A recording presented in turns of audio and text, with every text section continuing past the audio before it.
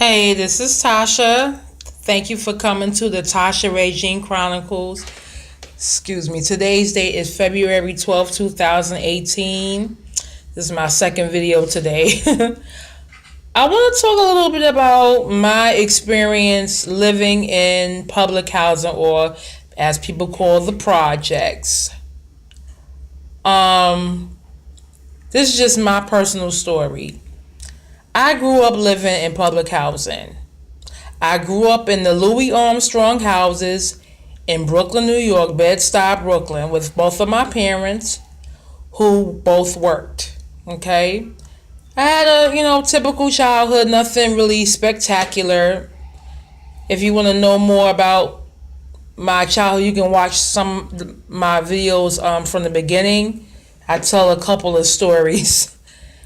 But there are a lot of stigmas attached to living in public housing, living in the projects. Some of them are true for some individuals, I guess, and some are not true. A lot of times when you tell someone that you live in the projects, they might picture you as being a welfare queen, ratchet, just breeding child after child after child, lazy, uneducated, a drug dealer, a bum, a drunk, whatever negative that can come to somebody's mind. A lot of times that's what comes to people's minds about individuals who live in public housing. I'm not really here to defend myself or other people. I can't speak for anybody else. I can only speak for myself. But a lot of people who live in the projects have jobs.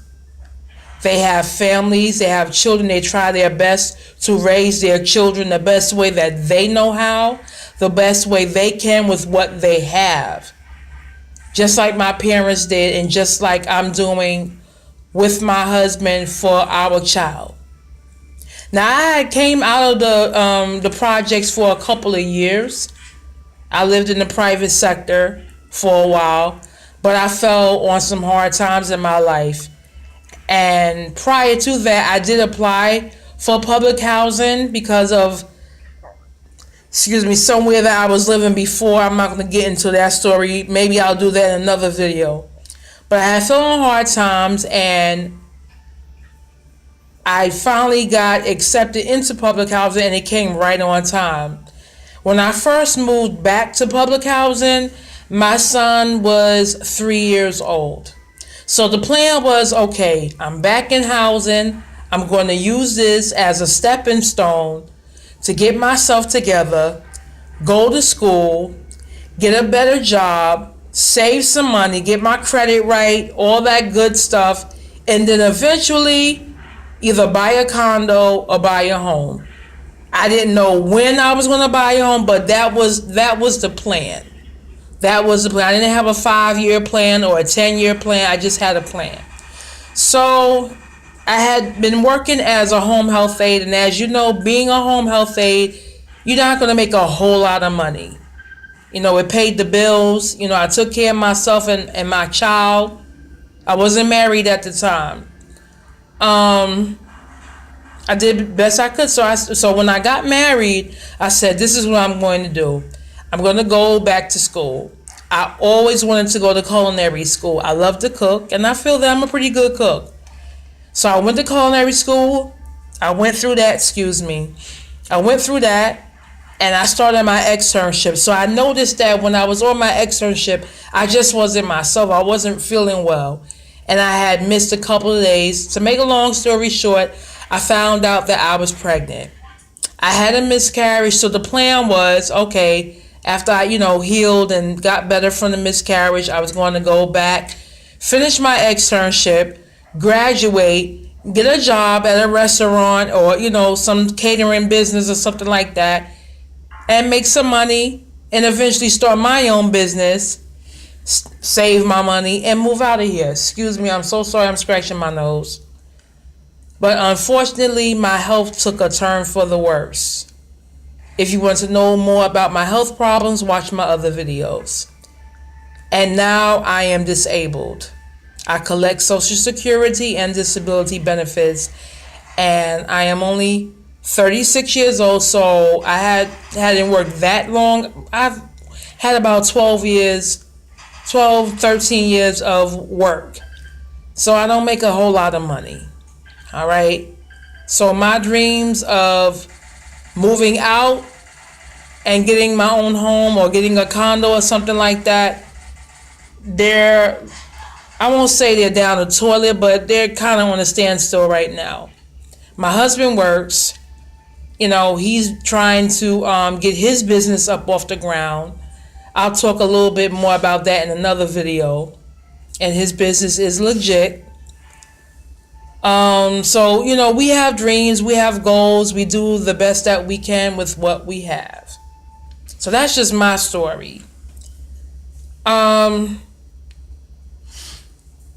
I don't like about living in public housing sometimes is how people abuse where they live, as far as like trashing where they live, urinating in the stairwells and in the elevators, leaving beer bottles and liquor bottles and Philly, the blunt fillings or whatever you call it, all over the ground, and trash, and people throwing dirty diapers and maxi pads out the window and bags of trash out the window and glass out the window, and just making the projects look even worse than what it already does.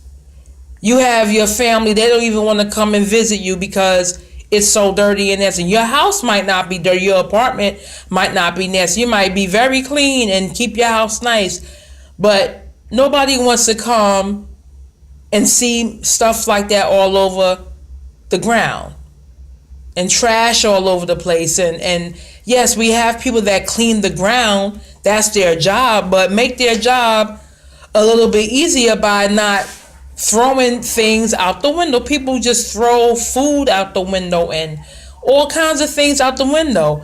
People take their bag of trash to the compactor or the incinerator and leave the bag right there instead of opening up the chute, putting their bag down the chute and closing it. That's all it takes. Excuse me, I'm so sorry, my nose is really itching me. I do not know why. But this little stuff like that. People, doing their weed and all kinds of things in the hallway. What you do in your house, I have nothing to do with that, but like in the hallway, little kids smell that. Just all types of stuff, like, just little things like that kind of gets on my nerves. We all live here. We all have to, cohabitate in this little community. Just do your best to make it better. Everybody that lives in public housing aren't ratchet and just, dropouts and deadbeats and all kinds of, bywords that people say about individuals who live in the projects. Everyone is not like that. Some of us are trying our best to raise our children. Everybody's not unfriendly. Some people, you can't be friends with everybody. You can't let everybody in your house. We already know that. But, everybody is not around trying to hurt everybody or hurt each other or hurt themselves. And that's really all I have to say about that. I might make a part 2 about living in the projects.